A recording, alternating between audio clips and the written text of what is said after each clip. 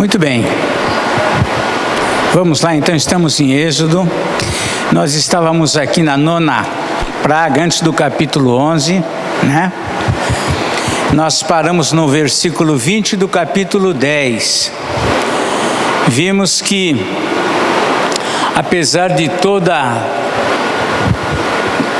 todo o prejuízo, toda a destruição que o gafanhoto causou, que os gafanhotos causaram, né? Lá na terra do Egito, apesar disso, Faraó ainda continuou de coração endurecido. Encerramos no verso 20, onde diz: o Senhor, porém, endureceu o coração de Faraó, e esse não deixou ir os filhos de Israel. O Senhor tirou todos os gafanhotos, assim como um vento oriental trouxe os gafanhotos para o Egito, um vento oriental o levou e sumiu. E hoje então nós vamos entrar aqui na 9ª praga. Muito bem, 9ª praga então, aqui, que é anunciada agora sobre o Egito, que serão as trevas. Então vamos lá, alguém pode ler o versículo 21 ao 23.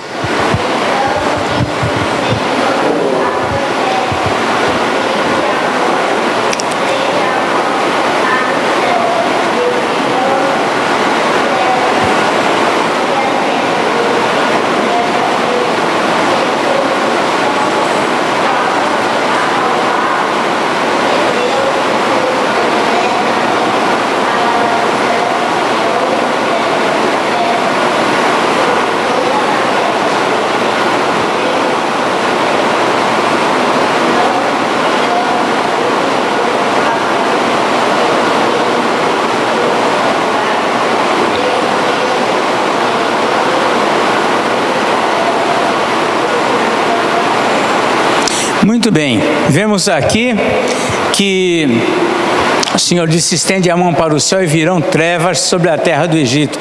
Trevas que, como diz aqui, que se possam apalpar. As trevas eram tão densas, a escuridão era tão intensa, que dava talvez a impressão que poderia tomar nas mãos essa escuridão. Houve trevas aqui por toda a terra do Egito por 3 dias. Eles não viram uns aos outros. Ninguém se levantou do seu lugar por 3 dias, tal era a escuridão. No entanto, na terra dos judeus, na terra de Gósen, mais uma vez, aqui há essa distinção. Porém, todos os filhos de Israel tinham luz nas suas habitações. Então, esta é a 9ª praga, trevas sobre o Egito. Essa praga veio sem qualquer aviso prévio, não houve advertência. Um dos deuses mais aclamados no Egito, vocês talvez já tenham ouvido falar, era o deus chamado Ra. Quando se fala Ramsés, tem o nome desse deus. É o deus Sol. Eles adoravam o deus Sol, que era Ra. Muitos desses deuses têm esse nome de Ra alguma coisa, e tudo isso tem a ver com esse deus que eles adoravam. E essas trevas, na verdade, era mais um sinal de Deus que estava se colocando em confronto com o Deus que eles talvez mais venerassem, que era o Sol. Então, apesar de eles terem como Deus o Sol era o Deus deles, no entanto, as trevas prevaleceram. Eles não tiveram luz.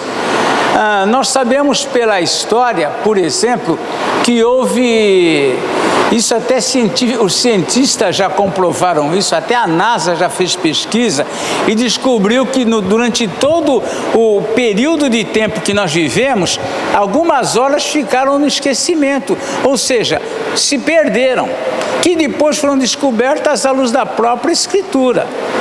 Temos lá o período que parou quase um dia, por quase um dia inteiro, nos dias de Josué. O sol parou.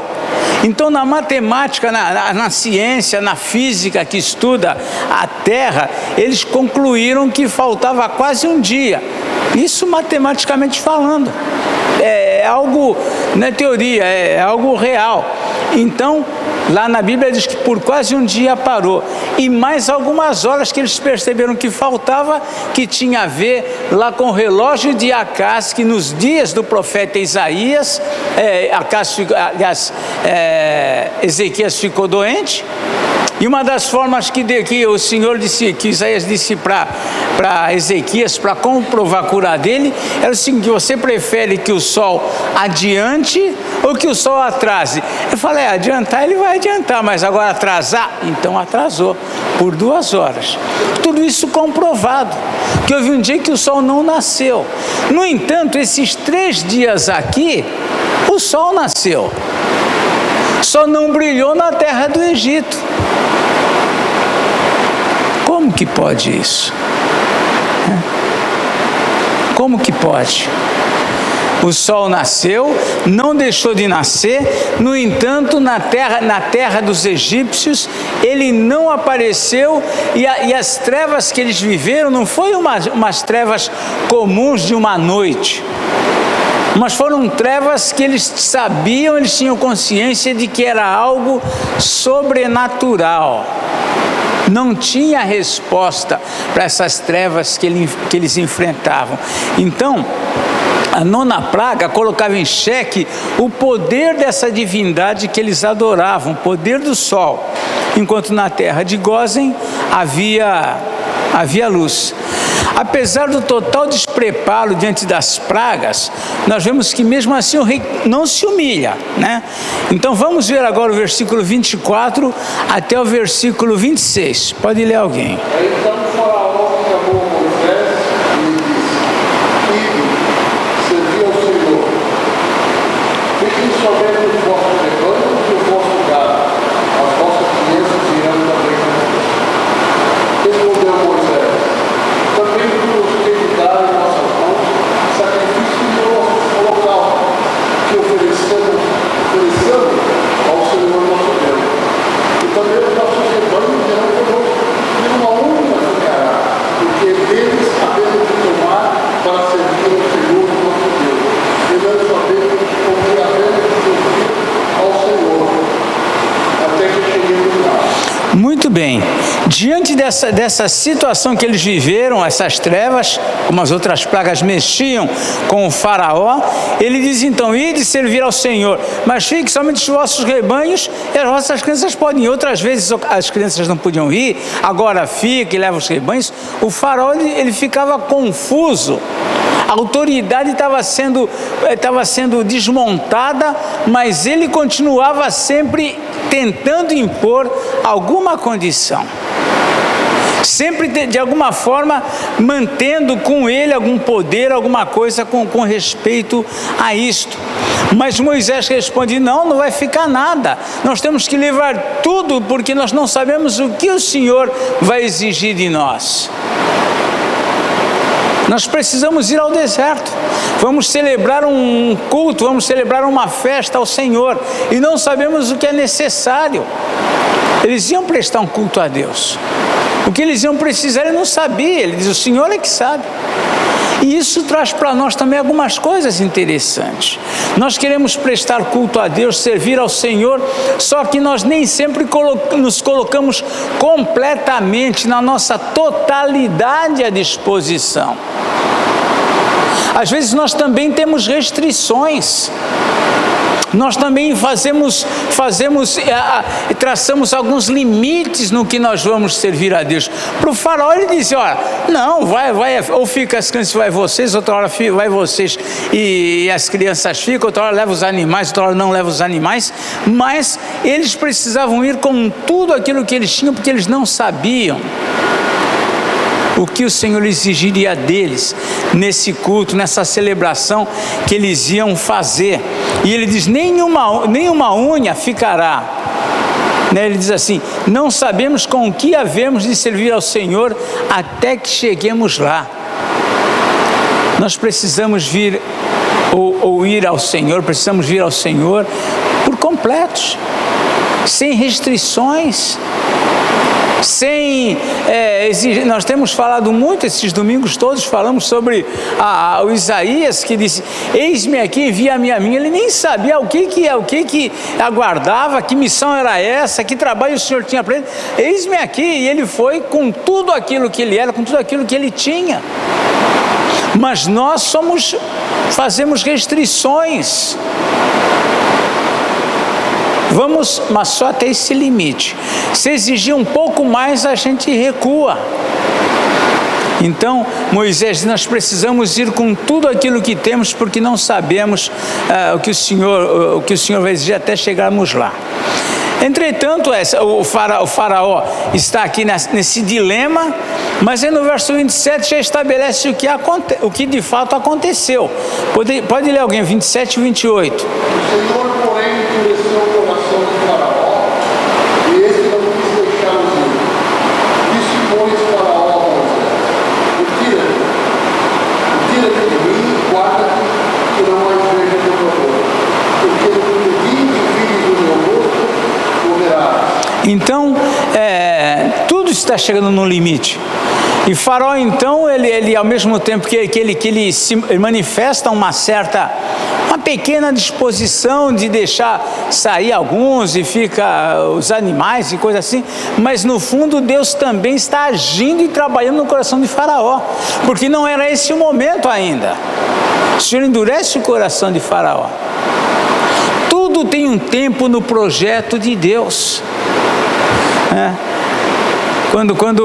Quando Maria estava lá na festa, em um momento da festa, ela do casamento, quando acabou o vinho, em algum momento ela fala: olha, você, como quem diz, você não vai fazer nada pelo casal, porque acabou o vinho. E ele diz: não é chegada a minha hora. Em outras ocasiões, quando os soldados estavam para pôr as mãos em Jesus, diz ali: e não era chegada a sua hora. Tudo tem um tempo. Não era o momento do faraó ainda liberar o povo. E o Senhor então endurece o coração de Faraó. É como nós dissemos antes, tem momentos dentro de todo esse quadro que a gente vê Faraó se endureceu. E tem horas que diz: não, o Senhor endureceu a Faraó. O fato é que tinha um alvo. O Senhor tinha um plano, e esse plano vai se realizar. E Faraó está inserido nessa situação. Na verdade, ele não podia ceder 100% por causa da própria imagem dele, né? Ele ficava dividido. Era um faraó, era um deus para todo o Egito, para os seus oficiais. Ele ficava dividido. Ele não queria dar o 100%. E nem iria dar, porque o Senhor tinha um plano, e tudo tinha que acontecer. E a soberba do faraó contribuía para que esse plano acontecesse, né? Então ele tinha essa resistência. Respondeu-lhe Moisés, diante do que ele disse, né, que não mais vejas o meu rosto, porque no dia em que vires o meu rosto morrerás. A resposta de Moisés foi: bem disseste, nunca mais tornarei eu a ver o teu rosto. Então, tudo aquilo estava chegando num ápice. Essa já era a 9ª praga, né? A 9ª praga. E então, no capítulo 11, a seguir, vemos que Deus anuncia aqui, então, a 10ª praga, que vai se tratar daquela que vai, de fato, fazer com que o Egito, na verdade, não só deixe, o Egito empurra Israel para que vão para o deserto e para que vão embora. Mas vamos ler aqui no capítulo 11, quando é anunciada a 10ª praga. Vamos ler aqui os versos 1 a 3.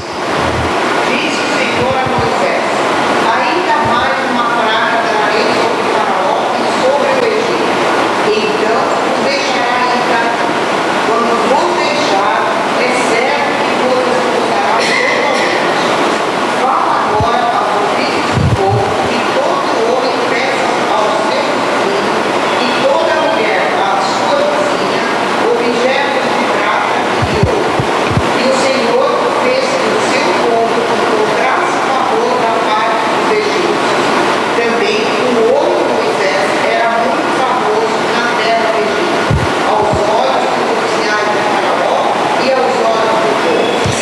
bem, então nós vemos aqui, esses versos 1 a 3, é uma introdução que resume o que vai acontecer. A gente vai ver que mais à frente repete, por exemplo, o fato do povo pedir aos seus vizinhos, aos egípcios, que lhes deem ouro, que lhes deem prata, mas aqui está dando, é como se fosse uma introdução a tudo que está para acontecer. Mas nós vemos aqui o seguinte também, que nesse momento o Senhor já anuncia que essa praga é a última. Com essa, eles vão sair do Egito, com essa eles não vão permanecer lá, e o Senhor acrescenta ainda, no final do verso 1, quando vos deixar, é certo que vos expulsará totalmente. Já não era mais uma saída. Os egípcios chegaram num quadro, num estado, a nação, que não podia mais suportar os judeus como escravos, ou os judeus presentes na terra deles. Precisava colocá-los para fora. E aí então vem esse texto, que aqui é um resumo do que está para acontecer, fala aos ouvidos do povo. A gente vai ver que isso vai acontecer lá adiante, mas ele está resumindo aqui nessa introdução o que vai acontecer. Muito bem, verso 4, vamos ler. Moisés disse, assim diz o Senhor, cerca da meia-noite passarei pelo meio do Egito. Muito bem, então nós estamos aqui já acompanhando o que o Senhor está para fazer. O Senhor dá ciência para Moisés, de que essa vai ser a última praga, depois já sairão do Egito, e a gente vê com isso que o Senhor detém o controle de todas as coisas. Esse era o momento da saída. Esse era o momento que eles seriam expulsos. Todo o cenário na situação já estava formado. Tudo vem acontecendo desde a primeira praga. Vem acontecendo, vem se formando, vem destruindo. Tudo já está sendo favorável para aquilo que o Senhor vai fazer. Quando nós lemos aqui no verso 3 que ele fez que o seu povo encontrasse favor da parte dos egípcios, para que eles recebessem, eles dessem ouro, dessem prata, é porque era o desespero. O desespero tomou conta da nação, de todos eles. E aqui nós vemos que tudo isso vai acontecer aqui à meia-noite. Então diz lá, Moisés, assim do Senhor, acerca da meia-noite passarei pelo meio do Egito. O Senhor passaria pelo Egito. E todo primogênito da terra do Egito morrerá, desde o primogênito de Faraó que se assenta no seu trono, até o primogênito da serva que está junto a Mó, e todo primogênito dos animais. Haverá grande clamor em toda a terra do Egito, qual nunca houve nem jamais haverá.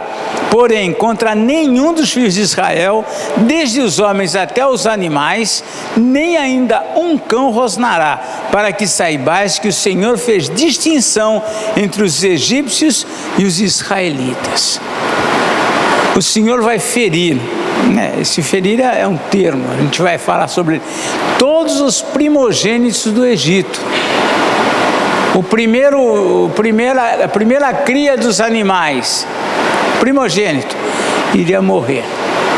O primeiro filho dos egípcios iria morrer. Então, todos os primogênitos do Egito aqui estão então incluídos nessa praga. Na verdade, Deus está aqui cumprindo tudo que ele já tinha dito que faria. Tudo que já tinha dirigido a Faraó, e Faraó não ia dar ouvidos mesmo a essas ameaças.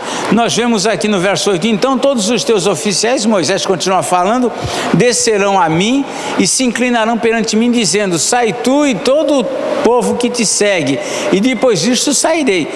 Vejam que ele estava diante do Faraó, e ardendo em ira se retirou da presença de Faraó. Moisés também já estava... Todo mundo já estava, 10 pragas, ninguém aguentava. Moisés também já estava, todo na tensão. Então disse o Senhor a Moisés, Faraó não vos ouvirá.